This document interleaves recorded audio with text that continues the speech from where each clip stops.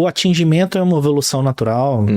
A parte da previsibilidade de vendas e o forecast, a gente vem trabalhando, então a gente já aprendeu muito sobre o comportamento do nosso cliente em uma região determinada, e a gente vem trabalhando esse modelo analítico com toda a nossa base histórica. Bom dia, boa tarde, boa noite. Começamos mais um episódio dos Agilistas, o seu podcast que é o radar de inovação, tecnologia e negócio. Eu sou o Samuel e hoje a gente vai conversar com o Damaso Teixeira, que é Head de Inovação e IA Generativa na Zamp, sobre como a Zamp está utilizando a GenAI e como eles estão integrando isso à estratégia e ao modelo de negócio da empresa. Tudo bem, Damaso? Bem-vindo de volta aos Agilistas. Já gravamos aí no passado algumas coisas, né? Tudo bem, Samuel. Obrigado por mais esse convite.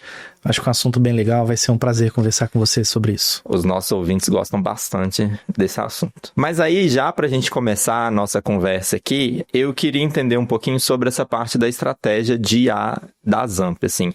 Em que momento que a IA passou a ser tratada como uma estratégia corporativa? Se teve algum ponto de virada, algum gatilho que promoveu esse tipo de mudança de pensamento de vocês? Antes mesmo, né, dessa minha atuação na Zamp, a Zamp já vem trabalhando com IA muito fortemente, porque ela se tornou uma empresa com uma presença digital significativa, impulsionada ali principalmente pela pandemia. E foi uma evolução natural, porque precisava de criar o seu produto digital e capturar muitos dados. E aí, desde então, a Zamp vem trabalhando ali no que a gente hoje conhece como IA determinística, a utilização dos dados, para poder gerar insights, visão de business, visão de vendas. Então, a gente tem muito produto voltado com inteligência artificial aplicada para dados, para analytics, o que a gente chama de modelos preditivos e diagnósticos. Mas só mais recentemente que a gente começou a entrar muito mais no contexto de IA generativa, é um assunto relativamente novo, que usa bastante de dados, obviamente,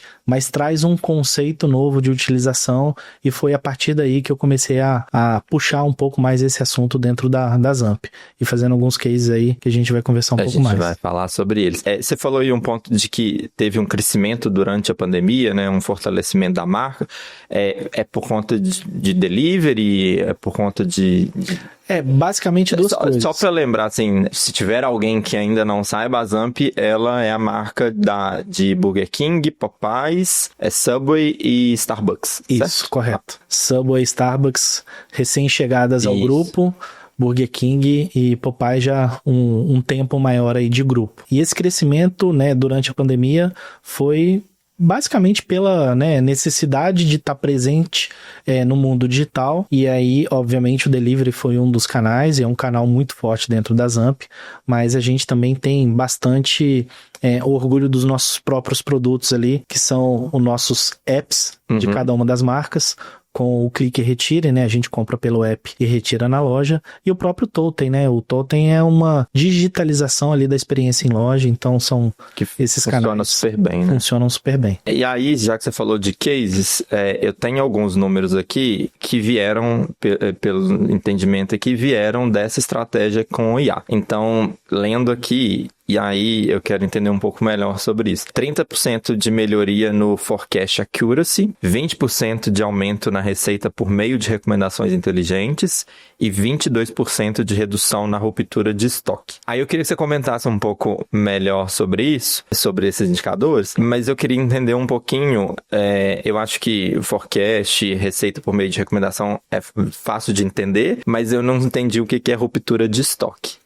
Bom, falando de ruptura de estoque, quando a gente tem que fazer uma reposição de estoque em loja, a gente faz isso através de uma previsibilidade de venda antecipada. Entendi. E aí, quando um desses produtos acaba antes do esperado, é o que a gente chama de produto em ruptura. E aí, imagina que, se for o próprio hambúrguer, eu rupturo todo o meu produto.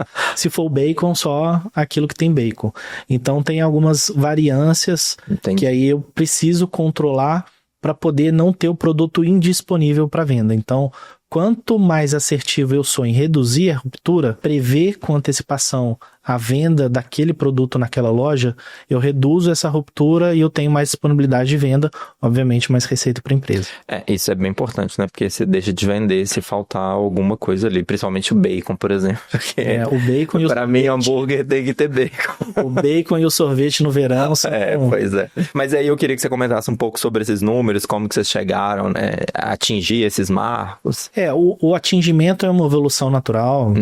A parte da previsibilidade de vendas e o forecast, a gente vem trabalhando, então a gente já aprendeu muito sobre o comportamento do nosso cliente em uma região determinada, e a gente vem trabalhando esse modelo analítico com toda a nossa base histórica. Até te perguntando um negócio sobre isso, agora que você explicou o Ruptura, o forecast ele deve estar bem relacionado com o Ruptura, então, né? Ele é uma fonte de informação. Beleza. Ele é uma das fontes de informação importantes para eu poder fazer essa previsibilidade de compra. Só que a previsibilidade de compra não é só saber o que eu vou comprar, é o momento certo da compra, porque tem um tempo de logística e o tempo de validade daquele produto em loja. Então, não adianta eu comprar muito da mesma coisa, estraga, né? Senão estraga. Então tem toda uma dinâmica sobre isso. E óbvio, a previsão de vendas é um insumo, um input importante para esse modelo. Mas esses modelos que são de inteligência determinística, que a gente usa Analytics com todos os nossos modelos estatísticos, a gente tem um ciclo de vida do produto analítico, do qual a gente vai sempre refinando. Então, eu faço uso de uma base histórica, crio meu modelo, ele é machine learning, ele vai aprendendo com ele mesmo, e eu vou trabalhando em cima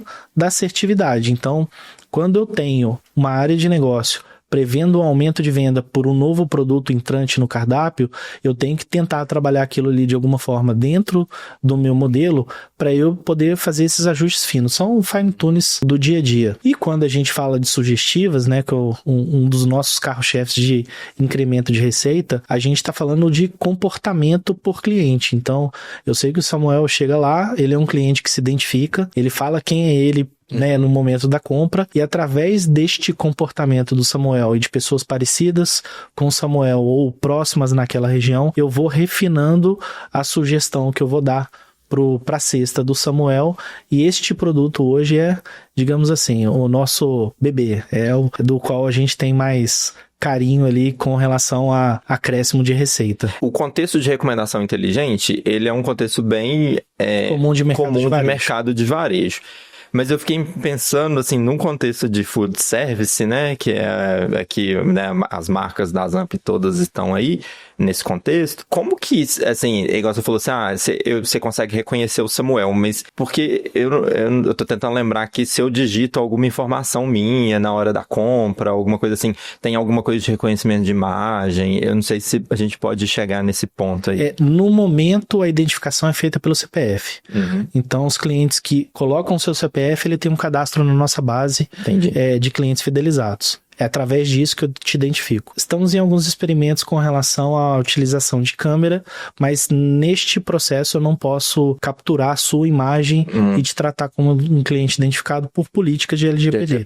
Mas eu consigo saber pelo porte, pelo físico, pelo estilo de vida, eu consigo trazer outros dados socioeconômicos, que aí eu crio a famosa persona. Então, personas como o Samuel, que vão até a loja, qual é o perfil de compra delas, e eu consigo gerar uma sugestiva que talvez se conecte com o seu gosto. É legal, então, assim, tem algum tipo de enriquecimento de base nesse processo, né? Porque com certeza.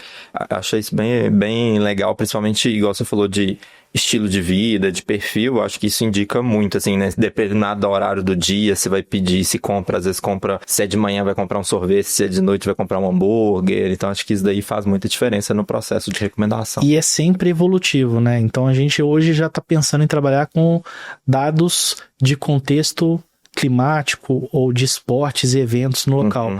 Então imagina uma loja do Burger King perto do Maracanã com o jogo do Flamengo. Então a possibilidade de eu vender muito mais do que um dia normal é muito alta. Agora, se tá muito quente, eu vendo mais sorvetes. Tá chovendo, eu vendo mais batata frita. Então, este tipo de comportamento a gente também já tá começando a trazer pro modelo.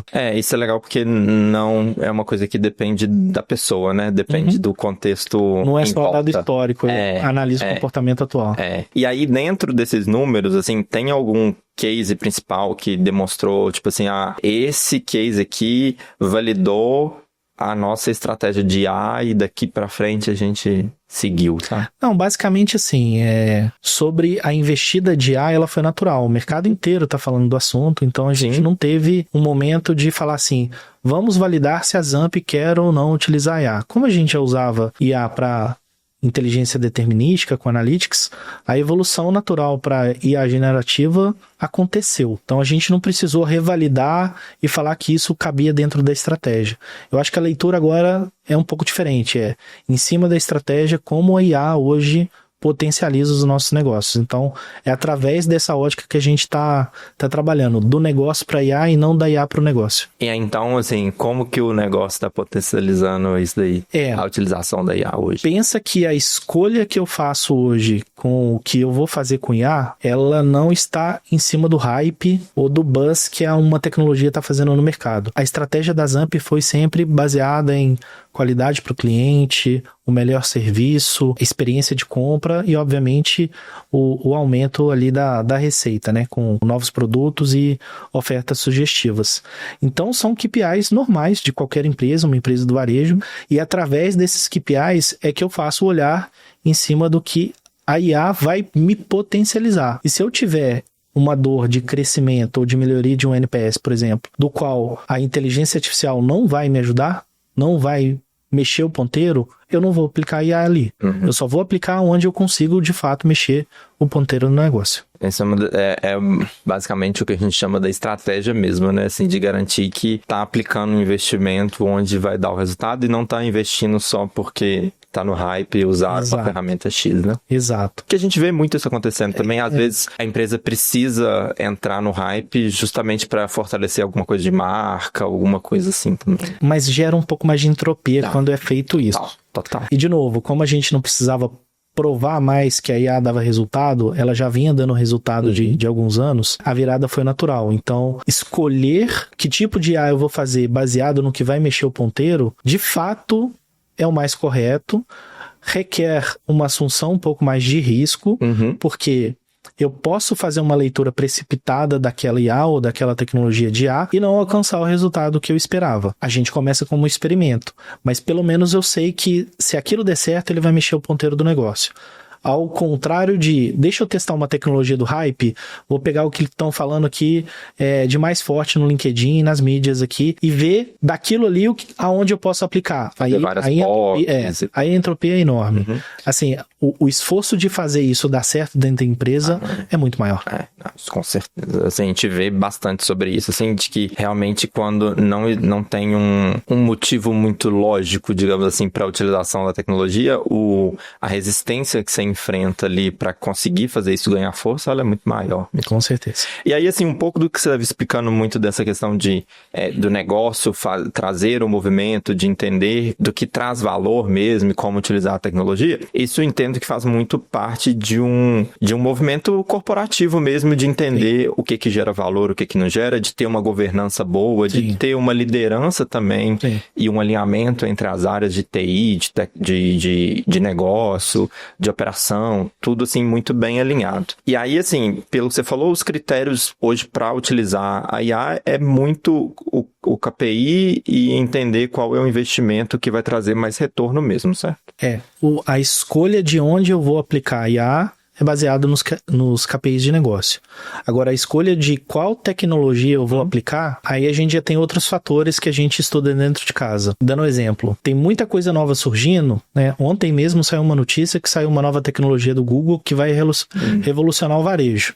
Todo dia tem uma notícia dessa. Todo dia tem uma notícia dessa. Então, assim, dentro da Zamp, a gente estabeleceu alguns critérios sobre como a gente vai administrar tudo que acontece fora da Zamp e como é que a gente vai impulsionar o que a gente escolheu fazer dentro da Zamp. Então, o que acontece fora da Zamp, a gente tem um comitê de IA formado por pessoas técnicas, né, de segurança, de arquitetura, de engenharia, com visão de business, que é o meu caso, ou com visão de dados, que também é do meu time. Então a gente pega um time multidisciplinar que fica estudando o que está acontecendo no mercado. Quando aquilo ali começa a ganhar um pouco mais de corpo e formato, a gente traz para um conceito de experimento, cria um ambiente apartado dentro da nossa infraestrutura e vai brincar de tecnologia. E aí é um experimento para a gente ver até quanto de robustez, estrutura aquela tecnologia tem que se aplica ao contexto da ZAMP. E só depois que a gente habilita aquela tecnologia dentro do nosso mapa de arquitetura e fala, ó, agora eu tenho este tipo de tecnologia habilitada dentro da minha arquitetura de tecnologia e quando vier uma necessidade de negócio, essa tecnologia ela vai poder ser aplicada. Aí os times podem utilizar. Então, falando dessa forma, a gente tem um viés muito forte de governança e segurança antes de sair fazendo. Então, se o time de segurança falar, olha, essa tecnologia aqui, ela não cabe dentro do modelo de negócio da ZAMP, porque ela gera risco, ela ainda não está estruturada, a gente não é que descarta, a gente não habilita ela para um projeto estratégico, sim. Né? Um risco enorme para nossa segurança ou até mesmo para a marca. E vou pegar o exemplo do LLM, eu até brinco, né? Um tempo atrás, o pessoal ficava brincando de sommelier de LLM, né? Ah, o da OpenAI é melhor, nossa, a DeepSeek vai matar o OpenAI, aí vem o Gemini, aí vem o Copilot.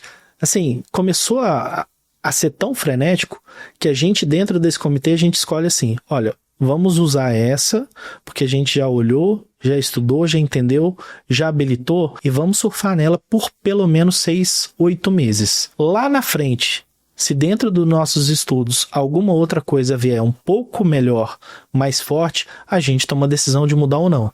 Porque senão eu nunca vou sair do lugar. Estabiliza também. Eu fico sempre patinando, assim. Tem um livro interessante que a gente fala, né, o essencialismo. E já na capa ele mostra, assim, se você começar a atacar muitas frentes, você vai gerar muito esforço e vai alcançar um resultado muito pequeno. Então ali a gente toma algumas escolhas, nem sempre a gente está com a tecnologia do hype, mas isso de forma estratégica para a gente é mais interessante porque governança e segurança é o nosso primeiro pilar principal ali dentro da nossa arquitetura. E assim, é interessante assim, porque quando a gente fala de inovação, geralmente os assuntos de segurança, de governança, de compliance, eles sempre estão associados, porque eles são meio que um salvaguarda de até onde a inovação pode ir, sem atrapalhar ou sem avançar algum limite de regulamentação, de legislação, tudo isso que a gente tem e que precisa ser seguido, por exemplo, uma LGPD da vida. E eu, pelo que você explicou, eu entendo que vocês têm uma preocupação e um cuidado muito grande com isso. Até igual você falou assim, quando eu te perguntei do reconhecimento de imagem lá, você falou assim, isso daí não pode por uma questão de LGPD. Sim. Então hoje existe uma preocupação muito grande, assim, dentro desse comitê provavelmente tem alguém que está ali avaliando a parte do compliance, até uma parte meio jurídica talvez. Temos também, não dentro do comitê uma pessoa do jurídico, mas dentro da governança do comitê, quando a gente avança em alguns experimentos, aí a gente começa a envolver outras áreas. E aí, assim, não é que por segurança eu não faço nada. Eu faço, eu estudo, eu experimento. Mas a hora que eu tenho um pouco mais de robustez, né, eu começo a entender se aquilo vai, de fato, servir dentro do meu contexto de governança e segurança. E aí, assim, dentro desse processo todo, igual você falou assim, a gente escolhe uma LLM, escolhe uma tecnologia e evolui com ela durante o tempo antes de ficar meio que trocando a cada nova que aparece. Tem algum desafio técnico que vocês enfrentaram que foi muito grande para tomar uma decisão ou para escolher alguma ferramenta?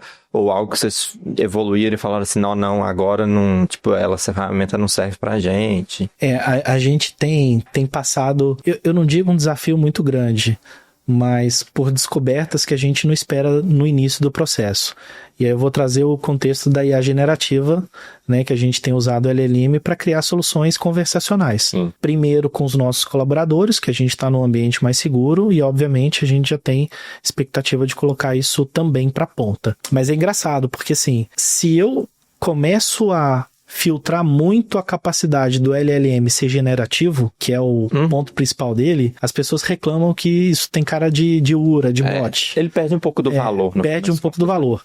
Se eu afrouxo um pouco esse fine tune e deixo ele ser mais generativo, vem coisas que a gente não espera. Alucina muito. Não necessariamente só o alucina, mas o comportamento ele é variável. E aí eu começo a receber assim, mas uma hora ele me mandou a mensagem de um jeito, agora me manda de outro. Eu falo assim, mas esse é o comportamento esperado. E aí dentro de um dos projetos que a gente está fazendo, esse é um caso legal. Um dos cenários de teste que a gente estava fazendo vamos começar a xingar o nosso chat aqui, o nosso assistente de IA, e xingar xingar mesmo, assim, usar palavras de baixo escalão e vão ver como é que ele se comporta. Porque dentro da persona que a gente formatou, a gente falou assim, olha, se a conversa começar a chegar num tom de palavras ofensivas, inaceitáveis, assim, diga que não vai continuar a conversa e que, né, para por ali, que vai passar por um colega da Zamp continuar a tratativa. E a expectativa que a gente tem começou a xingar, ele fala que a conversa não tá num tom adequado e parou a conversa. Só que a pessoa continuou xingando e a resposta que a IA deu foi de começar a ignorar. Tipo, eu não vou te responder mais a mesma coisa. Eu já te falei uma vez, eu não vou falar que eu não tô... meio agressiva. Ela não ficou agressiva, ela simplesmente parou de responder. E a pessoa continua, era o cenário de teste, continuou xingando, até o momento que ela virou e falou assim, então você me desculpa. Aí ela voltou a conversar. E era um comportamento que dentro do cenário que a gente tinha montado, não era combinado. Mas como eu tinha um fine tune de IA generativa, ela entendeu que esse era o comportamento que dentro do controle que a gente deu, era aceitável. E eu não disse, se pedir desculpa, volte a ter a conversa. Eu não tinha dado esse comando.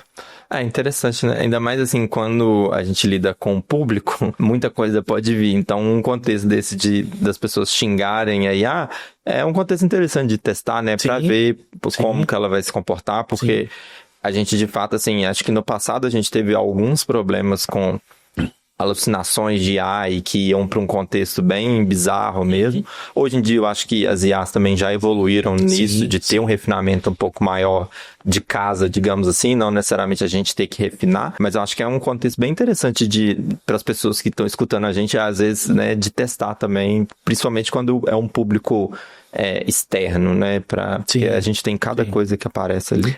E assim, dentro do nosso modelo a gente já entendeu que quanto mais generativo a gente habilitar, mais coisas inesperadas a gente precisa estar preparado para entender. E aí é inesperado, não dá pra gente prever. Então, dentro do nosso modelo o fine tune do LLM é um ponto significativo. Não posso colocar isso em soluções de missão crítica. Não, provavelmente não. E aí, assim, agora indo um pouco mais pro seu papel de head de inovação, pra pessoa que tá liderando essa utilização da IA generativa dentro da Zamp, eu acredito que a gente recebe outras pessoas, assim, aqui nesse mesmo contexto, e um ponto que a gente sempre discute é a questão de liderar uma mudança cultural e comportamental dentro da empresa, porque isso é um desafio grande, assim, né? A gente vê pessoas com resistência na utilização da IA, porque não entendem, às vezes, o valor, ou porque acham que elas vão ser substituídas pela ferramenta de alguma forma e tal. Aí eu queria perguntar como é que você trata isso no dia a dia com os seus times, aí trabalhando essa mentalidade mesmo. Acho que, bom, como eu já estou na cadeira de inovação já tem um tempo, antes mesmo da IA generativa, eu já tive a oportunidade de viver esse contexto de transição cultural, ou de aceitação, adaptação, enfim, ao contexto digital e tecnológico. E uma coisa que eu aprendi é assim, toda vez que a gente traz uma tecnologia nova, a gente está pensando num benefício, ponto. E esse benefício é aumento de receita ou redução de custo. Invariavelmente, são esses dois caminhos que a gente tem. Às vezes tem alguns outros indicadores, mas no fim o que você está querendo atingir é um ou outro, no fim, o indicador financeiro é receita ou custo. Assim, mas aqui eu quero melhorar a experiência. Ok, se eu estou melhorando a experiência, eu estou evitando ter um back-office maior. Ou você vai vender mais. Exato. Ou a recomendação de um cliente satisfeito, né, ali no NPS, vai gerar uma recomendação de compra de um novo cliente, enfim, receita. Então, invariavelmente, são esses dois caminhos. Só que uma estratégia que a gente adota e que eu acredito e que eu pauto tudo o que eu faço hoje com as pessoas que começam a ter a tecnologia ao seu lado, ao seu favor, é muito no sentido de o mundo está se transformando e não é optativo a gente falar que quer seguir ou não. Então, se a gente entender que isso não é optativo, é contexto de mundo, quanto antes a gente entender a nova tecnologia, mais apto a gente vai estar pronto para uma nova função que não existia há 5 anos atrás. E que a gente não sabe se daqui a 5 anos o que eu estou fazendo vai continuar existindo. Então, enquanto ser humano... Muito provavelmente, não. E aí falando, eu uso muito exemplo, principalmente em palestra, no mundo antigo, antes da energia elétrica, existiam acendedores de lampião. Não existe acendedor de lampião mais. Não é uma profissão, mas eletricista tem um monte. E aí as camadas de complexidade são muito maiores. Então, eu acho que a tecnologia não tira o emprego de ninguém, ponto, né? Porque senão... Com a evolução que a gente tem populacional, a gente já teria alcançado esse problema há muito tempo. Eu acho que a tecnologia transforma a forma como a gente se comporta e se relaciona com outras pessoas ou as marcas. E aí, isso, dentro de uma corporação, a gente vai fazendo de formas diferentes. Porque a base da pirâmide sente um pouco mais. Ela tem um pouco mais de dificuldade de adotar tecnologia do que o meio da pirâmide ou o topo da pirâmide. E aí a gente tem níveis de capacitação ou letramento, que a gente está usando muito mais letramento hoje em dia, para atingir esses públicos. Mas engraçado, com a inteligência artificial está sendo muito mais fácil. E eu acho que é porque tá vindo numa velocidade tão grande que isso já tá chegando na mão das pessoas, na casa das pessoas, antes de chegar nas empresas. Sim. Então tem muita gente já usando o ChatGPT no celular Já inteiro. e na empresa a tecnologia ainda não chegou ali. E ela mesma fala, mas poxa, né, já tem uma coisa tão bacana aqui, por que a gente não traz? Então eu acho que eu já tô começando a viver o contrário. A chuva de pedidos e demandas por ajuda e por capacitação, do que eu ter que explicar que a tecnologia é mais assoalhada, é uma ferramenta, ela não vai conseguir substituir o ser humano por completo, ela vai substituir atividades operacionais, coisas desse tipo. Igual você trouxe, eu acho que hoje em dia o contexto é muito mais a gente, né, cada pessoa entender de fato como que eu tiro o maior benefício da IA e como que eu me beneficio dela também. Porque, Exato. assim, tem os dois caminhos, né? E aí eu acho que a partir do momento que a gente consegue estabelecer algum pensamento mais nesse sentido, fica mais fácil de fazer uma virada de chave mais cultural e mais comportamental. E aí eu acho que tem uma outra coisa que é bem importante que você trouxe, que é como todo mundo, é uma tecnologia que todo mundo pode usar, que você tá aqui, todo mundo tem o ChatGPT no celular e tal, e as pessoas estão deixando, acho que de usar um pouco o Google para buscar no ChatGPT, elas entendem um pouco mais de como é que a tecnologia funciona, e eu acho que isso faz elas entenderem mais o dia a dia dela. Isso. E aí, assim, dentro disso, pra gente entrar talvez um pouco num contexto um pouco mais prático, tem alguma dica que você daria para esses líderes, às vezes, que estão em outras empresas que estão talvez começando nesse movimento de letramento ou estão começando a incorporar a IA como estratégia da empresa, assim, tem algo que você falaria com eles como uma dica talvez um pouco mais prática mesmo de como lidar com esse contexto? Bom, difícil, né? É difícil porque é muito variável por contextos de empresa, de maturidade, enfim. Mas eu vou falar primeiro uma coisa muito óbvia. Tenha um time extraordinário com vontade de aprender. Tente não buscar pessoas prontas, porque a tecnologia está mudando tão rápido que tá difícil ter alguém que conheça muito de tudo, mas quem tem apetite de aprender, que tá com vontade e gosta do tema, quem você precisa ter ao seu lado. Só um ponto sobre isso, assim, o que a gente às vezes vê muito é o cliente chegando pra gente falando assim, eu quero um arquiteto sênior em IA generativa. A gente fala, tipo assim, essa pessoa ela meio que não existe, porque, assim, um negócio acabou de chegar, então tá todo mundo aprendendo. Então, hoje em dia, a gente vê muito mais importante ter alguém com uma capacidade técnica muito boa e com uma capacidade de aprendizado muito alta do que pegar alguém porque não vai ter essa pessoa no fim das contas. Né? Exatamente. Outra coisa que eu posso dar de dica é não espere ter um ambiente de tecnologia, de IA pronto para começar a fazer alguma coisa. Então, ali na Zamp, quando começou o contexto, a gente adotou uma estratégia híbrida.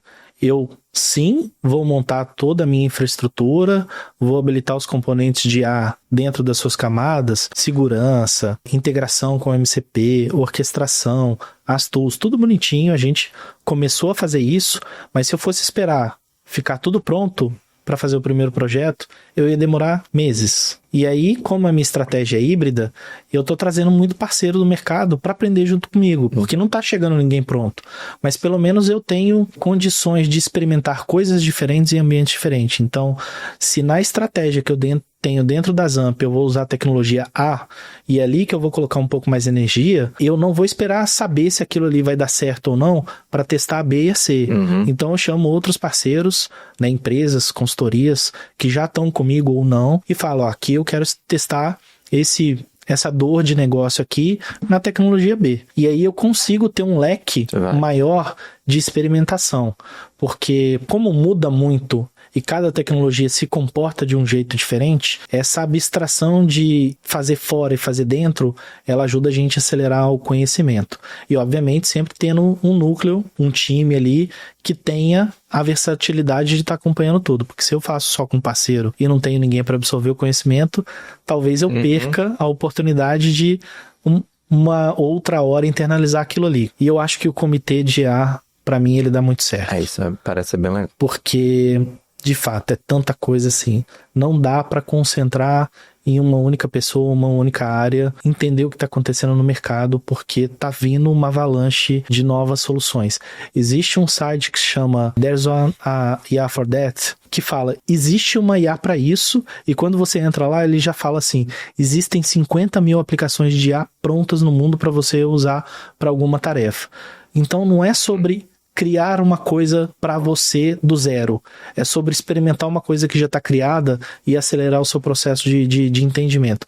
Porque quem é muito ninja, ou tá no Google, ou tá na Meta, ou tá na Amazon, essas pessoas a gente... Techs, né? Essas pessoas que criam coisas novas não tá acessível pra gente. Então a gente é brincar de Lego. O que já está pronto, como é que eu conecto, como é que eu integro dentro do meu modelo de negócio e de tecnologia e habilito isso para projeto.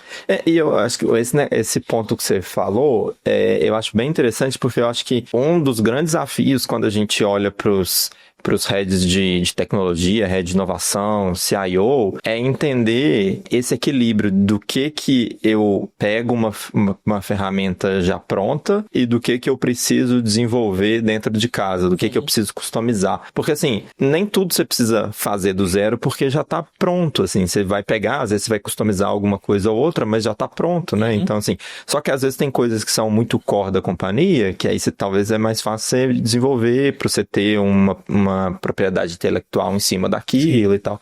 Então, eu acho que esse é um conselho bem, bem interessante mesmo. E aí, sobre esse comitê de tecnologia de IA que você disse, uma coisa que eu queria perguntar é o seguinte, eles olham hoje, porque eu acredito que seja um time que faça muito benchmarking, por exemplo. E eu imagino que eles não olham só para um contexto de food service, assim, eles devem estar olhando para qualquer tipo de contexto, porque você pode ter uma solução de saúde que você vai usar, sim, né? E aí tem alguma coisa nesse contexto, assim, de uma coisa que não era teoricamente no mercado de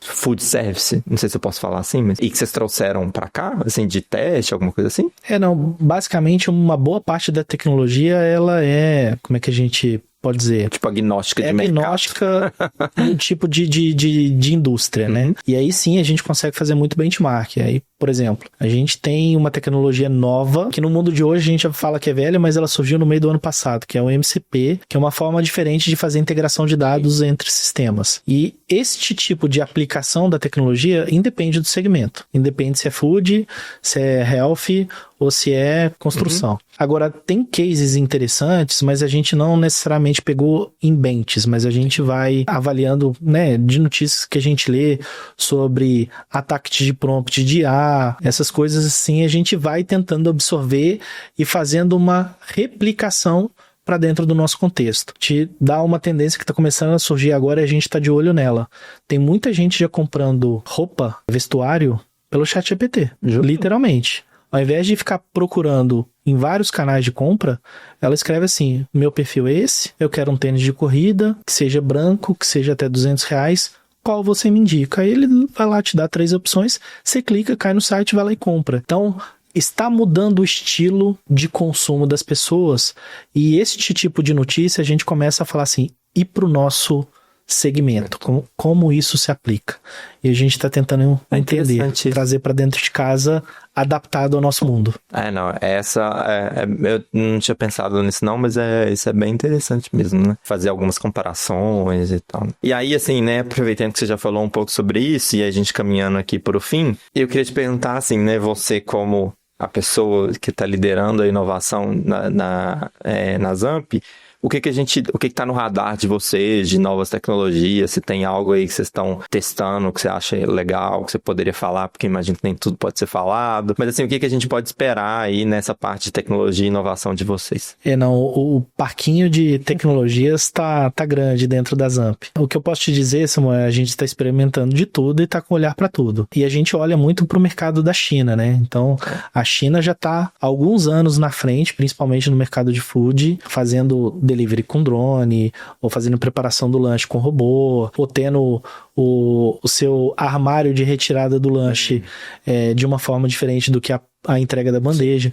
Então, coisas que estão acontecendo no mundo, a gente está tentando olhar de alguma forma, mas assim, ainda é tudo experimento. A gente precisa, de novo, dentro do contexto de governança e segurança que a gente tem, entender a capacidade da tecnologia para dentro do modelo da Zamp e depois começar a colocar isso em projeto. Mas eu acho que coisa boa por aí. Nos próximos 2 anos a gente vai ter muita novidade, muita coisa acontecendo. A gente vê mesmo, e principalmente quando você fala olhando o mercado da China, é algo que tá assim, é coisa nova o tempo inteiro, é muita tecnologia. Sim. E é um público muito grande lá para poder testar. A gente também tem, né? Mas assim, acho que lá realmente as pessoas citam mesmo que tem inovações bem interessantes por lá, né? E aí agora pra gente finalizar mesmo, eu queria perguntar se você tem alguma coisa para indicar aí para os nossos agilistas. Eu acho que, né, a gente pensando em leitura ou alguma coisa assim, obviamente os agilistas trazem muito conteúdo. Temos episódios antigos aí do Damásio, então pode ir lá escutar também.